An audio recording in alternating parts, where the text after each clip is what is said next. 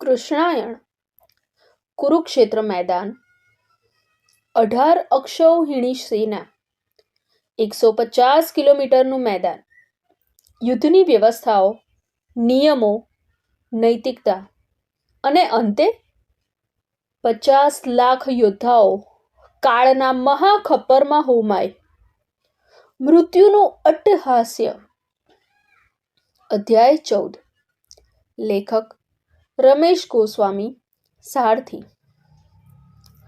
ન પુત્રઃ પિતરમ જજ્ઞે પિતા વા પુત્ર મૌરસમ ભ્રાતા ભ્રાતરમ તત્ર સ્વસ્ત્રિયમ ન ચ માતુલઃ અર્થાત આ યુદ્ધમાં ન પુત્ર પિતાને ન પિતા પુત્રને ન ભાઈ ભાઈને ન મિત્ર મિત્રને કે ન મામા ભાણેજને ઓળખતા હતા.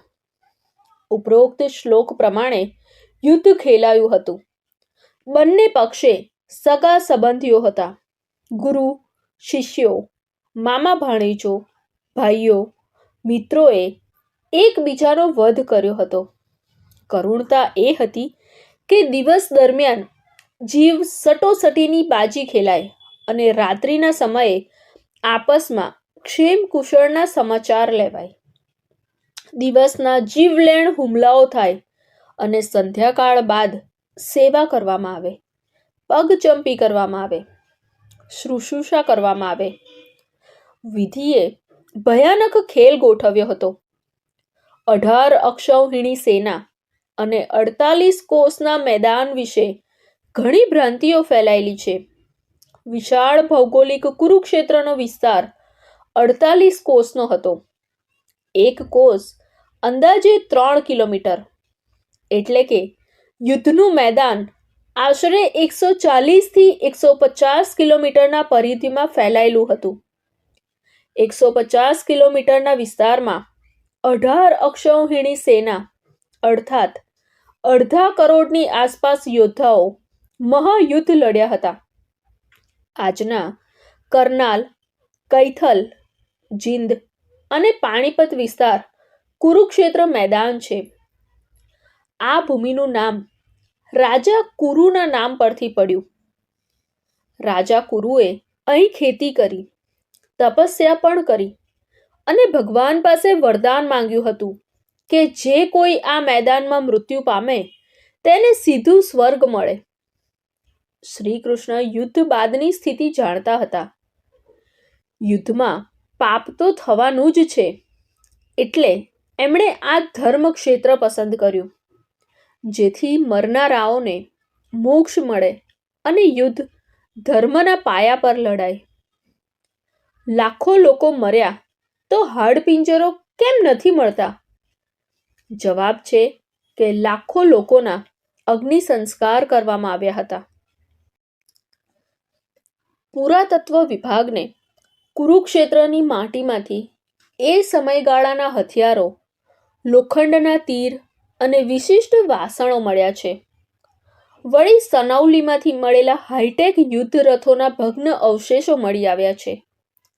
અન્ય કંઈ કેટલુંય મળ્યું છે જે સાબિત કરે છે કે અહીં એક ખતરનાક યુદ્ધ થયું હતું. જ્યોતિસર જ્યાં ગીતાજીનો ઉપદેશ અપાયો તે અને બ્રહ્મ સરોવર તથા ભીષ્મકુંડ જેવા અનેક ઐતિહાસિક સ્થળો આજે પણ મહાન ઇતિહાસની સાક્ષી પૂરે છે. કુરુખંડ, કુરુખેત, ધર્મક્ષેત્ર, કુરુદેશ પણ નામ હતા. મહારાજા કુરુ પૂર્વે આ સ્થળ બ્રહ્માજીની ઉત્તરવેદી તરીકે જાણીતી હતી. અહીં બ્રહ્માજીએ દેવયજ્ઞ કર્યો હતો તથા 4 માનસિક પુત્રો ઉત્પન્ન કર્યા હતા. નૃસિંહ ભગવાને હિરણ્યકશ્યપને મારીને બ્રહ્મ હત્યાનું પાપ કર્યું હતું. તેનું પ્રાયશ્ચિત અહીં આવીને કર્યું હતું. સરસ્વતી નદીના કિનારે રાજા કુરુ સોનાના હળથી ખેતી કરતા. આ ભૂમિનો મહિમા વેદ, પુરાણ, ઉપનિષદો, શાસ્ત્રોમાં ગાવામાં આવ્યો છે. યુદ્ધ બાદ કૌરવ પક્ષની સ્ત્રીઓ બાળકોની જવાબદારી પાંડવોએ લીધી હતી. કેટલીક પાંડવ કૌરવ સહિતના યોદ્ધાઓની સ્ત્રીઓ સતી થઈ હતી, તો કેટલીક સાધ્વી પણ બની ગઈ હતી. આખા ભારત વર્ષમાં શોકનું વાતાવરણ છવાઈ ગયું હતું. અનેક રજવાડા ઉજળી ગયા હતા. અનેક વંશો સમાપ્ત થઈ ગયા હતા. અરાજકતા ફેલાઈ ગઈ હતી. આ મહાયુદ્ધમાંથી ઉભરતા ભારતખંડને સૈકાઓ લાગ્યા. લાખો યોદ્ધાઓના નિષ્પ્રાણ શરીરનો ખડકલો થયો હતો. એને સાગમટે અગ્નિદાહ આપવામાં આવ્યો. માનવ માંસની દુર્ગંધ જોજનો દૂર સુધી ફેલાઈ ગઈ હતી.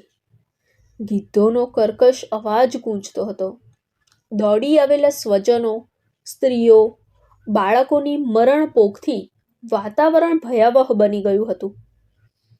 યોદ્ધાઓની સાથે સાથે લાખો હાથી, ઘોડાઓનો પણ કચરઘાણ નીકળી ગયો હતો. પશુઓને પણ અગ્નિદાહ અપાયો હતો. 150 કિલોમીટરના વિશાળ વિસ્તારમાં ઠેર ઠેર લાશો પડી હતી. યોદ્ધાઓના સોનાના આભૂષણો, રથ, હથિયારો, ગદા, ભાલા, તીરકામઠા, તલવારો રઝળતી પડી હતી. ભયંકર શૂન્યતાવાળો પવન સાંય સાંય કરતો વહેતો હતો. યુદ્ધ બાદની નીરવ શાંતિમાં મૃત્યુની આહટ વર્તાતી હતી. શ્રી કૃષ્ણએ નજર ફેરવી, એક ઊંડો નિશ્વાસ નાખ્યો. અફસોસ થતો હતો. જે જમીન માટે લડી લડીને મર્યા, એ જમીન અહીં જ પડી રહી ગઈ હતી. રક્તભીની, દુર્ગંધ મારતી જમીન. માનવલોથ. ક્યાંક કપાયેલા હાથ પડ્યા હતા, ક્યાંક પગ, ક્યાંક માથું રઝળતું હતું, ક્યાંક વળી ધડ પડ્યું હતું. કોઈના આંતરડા નીકળી ગયા હતા, કોઈની આંખો ફૂટી ગઈ હતી. માનવ રુધિરની તીવ્ર વાસ. કૃષ્ણની આંખો ભીની થઈ ગઈ હશે. વાંસળીવાળા કનૈયાએ સુદર્શન ઉપાડ્યા વગર લાખો લોકોને હણી નાખ્યા હતા. એનું સ્મિત ઝાંખું લાગતું હતું. મહારાણી ગાંધારી મેદાનમાં દોડી આવ્યા હતા, રાજાધિરાજ ધૃતરાષ્ટ્ર સાથે. કૃષ્ણ? ઘાંટો પાડ્યો. અવાજ ધ્રુજતો હતો. 100 પુત્રોની માતા વાંઝણી થઈ ગઈ હતી. કોખ ઉજળી ગઈ હતી. કૃષ્ણ! ઓ કૃષ્ણ! ક્ષત્રિયાણી ગાંધારીની ભ્રકુટી તંગ થઈ ગઈ. ક્રોધથી રૂવાડા ખડા થયા હતા. આંખેથી પાટા છોડી નાખ્યા હોત તો કૃષ્ણ જેવા કૃષ્ણને પણ બળીને ખાક કરી નાખે એટલી ક્રોધાગ્નિ હતી રૂવાડે રૂવાડે. પાટાની નીચેથી યુધિષ્ઠિરના પગના નખ દેખાયા. જરાક નજર પડી ત્યાં ધર્મરાજા યુધિષ્ઠિરના નખ કાળા પડી ગયા. કૃષ્ણએ સમજાવવાનું ઉચિત ન સમજ્યું. કેમ સમજાવી શકાય? તેણીએ પોતાનું બધું જ ખોયું હતું. ગાંધારીનો પ્રચંડ અવાજ ગૂંજ્યો. જેમ મારા મર્યા છે એમ તારા પણ મરશે. અહીંથી યાદવા સ્થળીના મંડાણ થયા. ધર્મ સંસ્થાપના માટે આવ્યા હતા અને બધું જ લૂંટાવી દીધું હતું કૃષ્ણએ. શું પામ્યા કૃષ્ણ? વધુ એક વિનાશ. મૃતકોના તર્પણ માટે ગયા ત્યારે રાજમાતા કુંતીએ ધીરેથી એક નામ લીધું, કર્ણ. અને ઉપસ્થિત સૌની આંખો ઊંચકાઈ. સૌથી વધુ ધક્કો યુધિષ્ઠિરને લાગ્યો. સવાલોની વેળા ક્યાં હતી? પાંડવોએ કૌરવોના બચી ગયેલાને સાચવી લીધા હતા. જે કૌરવોએ ભરી સભામાં દ્રૌપદીનું ચીરહરણ કર્યું હતું, એ જ દ્રૌપદીએ કૌરવ સ્ત્રીઓને જતનથી સંભાળ રાખી હતી. પાંડવોએ ક્યારેય કુદ્રષ્ટિ કરી નહોતી. આ જ ધર્મ હતો, ક્ષત્રિય ધર્મ, સનાતન ધર્મ. યુદ્ધ દરમિયાન ઘોડા, હાથીઓ માટે અલગથી વ્યવસ્થા ગોઠવી હતી. ઘાસચારો, પાણીના મોટા હોજ બનાવાયા હતા. રથીઓ, મહાવતો અને અન્ય મદદગારોની છાવણી લાગી હતી. એ તરફ કોઈએ આંખ ઊંચી કરીને જોવું નહીં, એવો નિયમ હતો. યુદ્ધમાં ભૂલે ચૂકે કોઈ સ્ત્રી કે બાળક આવી ચડે તો આસપાસના યોદ્ધાઓએ યુદ્ધ રોકવું તથા આગંતુકને સહી સલામત સુરક્ષિત અંતરે છોડી આવવા. નિઃશસ્ત્ર પર પ્રહાર કરવો નહીં.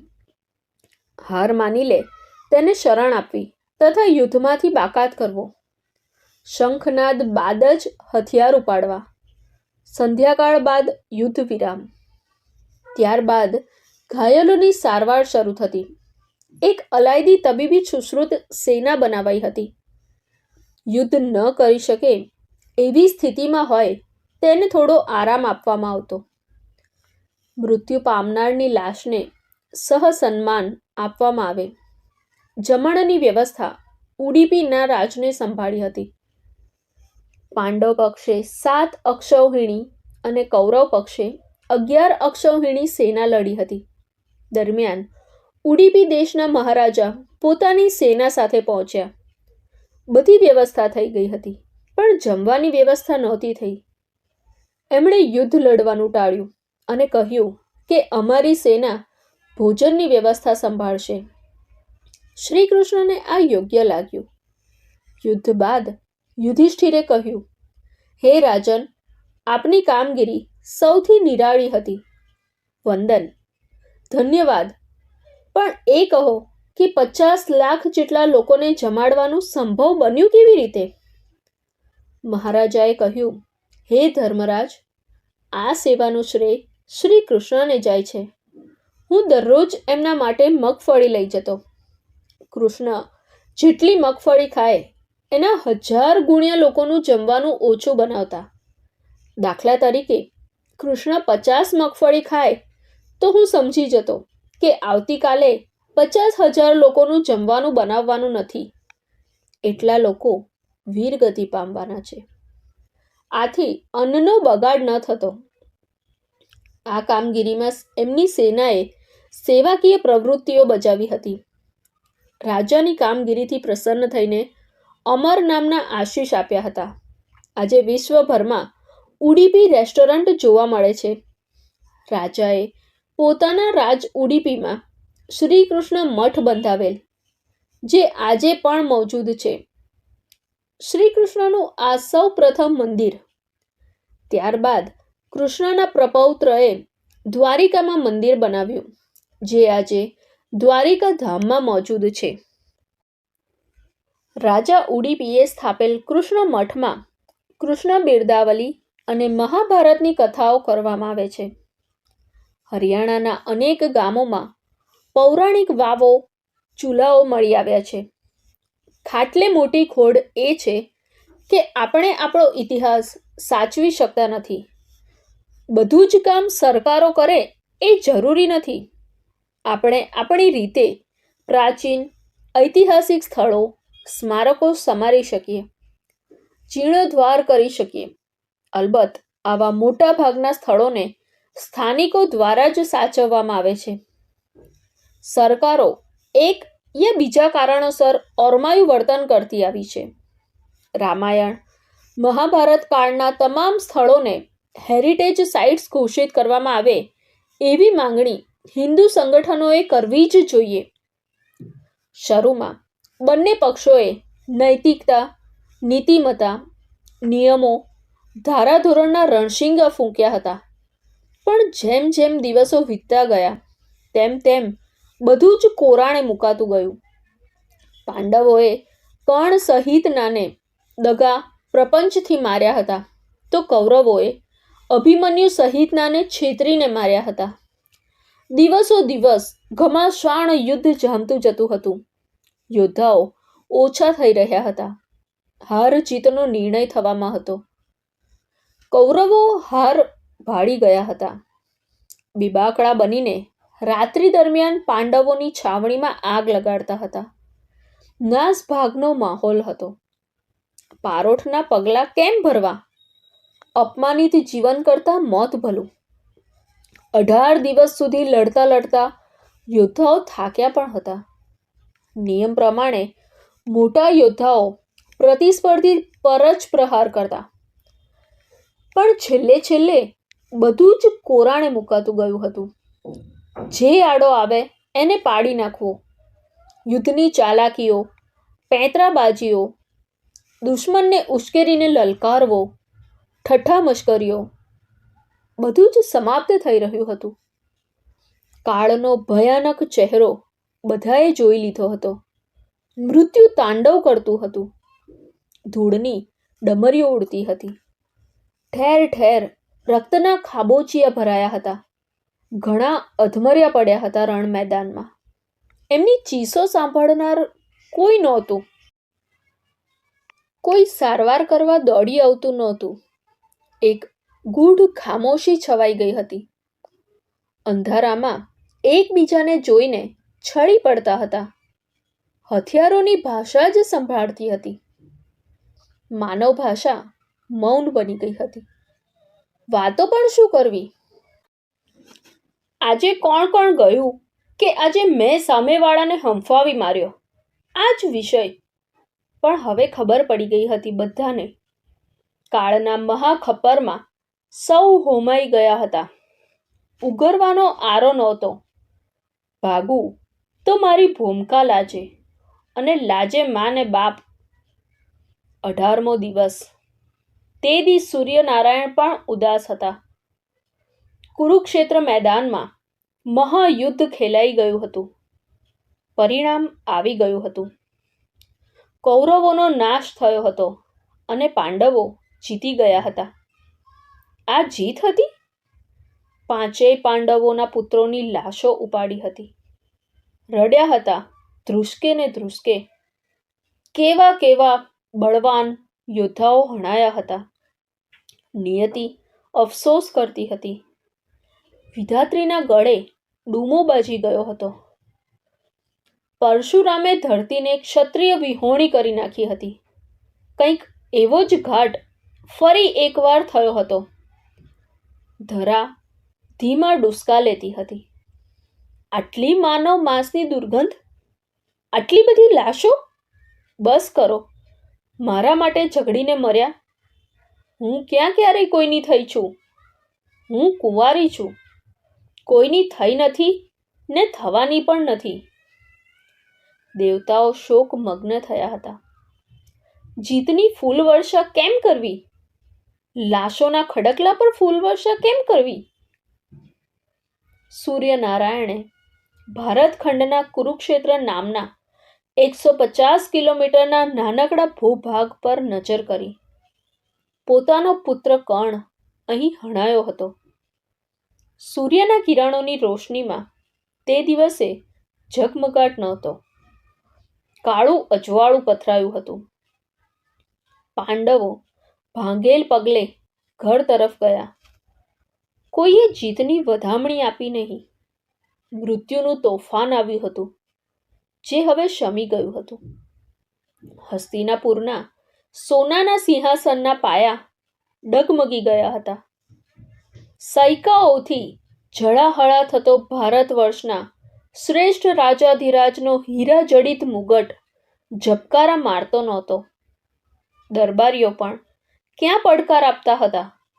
અરે દરબારીઓ જ ક્યાં બચ્યા હતા? કાળનો કોળિયો બની ગયા હતા. સ્વાહા! અને કૃષ્ણ સારથીને કહ્યું હશે મૌન શબ્દોમાં, ચાલ ભાઈ, હજુ એક તોફાન રાહ જોઈ રહ્યું છે દ્વારિકામાં. જરા ધીમે હંકારજે. કૃષ્ણ રડ્યા હશે? આંખ બંધ કરીને કુરુક્ષેત્ર યુદ્ધ બાદ સારથીનું મન દોડી ગયું. હા, કૃષ્ણ રડી રહ્યા છે એકાંતમાં. વૃક્ષની ઓથે હાથ ટેકવીને. નજર નીચી છે. સ્ફટિક જેવા, મોતી જેવા અશ્રુ ધરતી પર ટપ ટપ ટપ પડી રહ્યા છે. મેં હથેળી ધરી દીધી. મનાંગણમાં કૃષ્ણોત્સવ, આનંદોત્સવ, નાચોત્સવ, અજાયબી ભર્યો આનંદ. આંખ ખુલી ત્યારે હથેળી ભીની હતી. શબ્દબાણ. કુરુક્ષેત્રના મહાયુદ્ધ બાદ સમગ્ર ભારત વર્ષમાં ઘેરી અસર પડી હતી. હથિયારોના ઉપયોગથી વાતાવરણમાંથી તાજગી હણાઈ હતી. કુરુ વિસ્તારની આસપાસ દાયકાઓ સુધી ધાન પાક્યું નહોતું. ભયંકર દુષ્કાળ